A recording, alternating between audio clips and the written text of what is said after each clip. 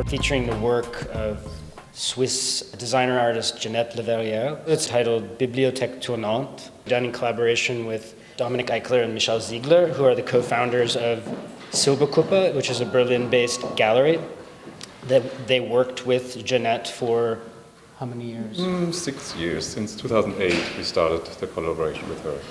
And the work actually spans from drawings that go back to the 30s up until a mirror sculpture that was made in 2008. It's kind of a remarkable show in that it actually spans different periods, decades of a very productive career that had a lot of different different narrative turns, including her work as a interior designer and decorator, but also a number of projects that I think approach more of an architectural engagement in the 50s and 60s, through to these much more subjective sculptures that are featured in the show.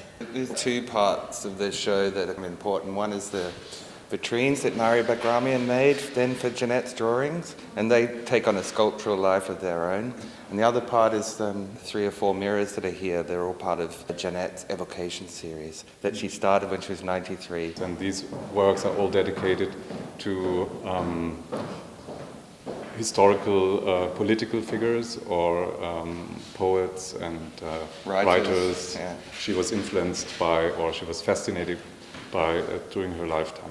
In this exhibition is also the last evocation mirror that Janette made in her lifetime, and it's a homage to Martin Luther King, and she was inspired by the election of Barack Obama. She never gave up thinking about her social political engagement, and this is reflected in these mirror pieces. And I think that's something that's like a kind of hinge or tension in a lot of the work, is that it's very seductive, it's very charming, but it also always has this kind of embedded political counterbalance of tension or implied violence in terms of the different moments in history that she sort of picked up in the work. I think she was a kind of a freedom fighter. Yeah. She was just looking for emancipation for herself and for everyone, actually. So. On the bookshelf, which the exhibition takes its title from, is a selection of works that had inspired Janette over many years, including, for instance, Cocteau. People are meant to take a book out of it, read a little bit,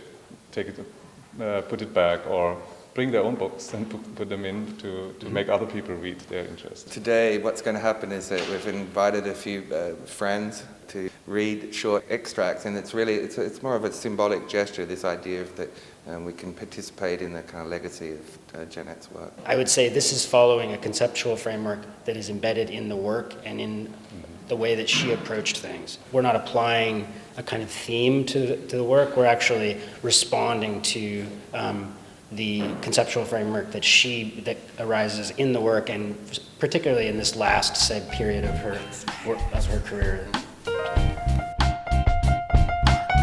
Art Square.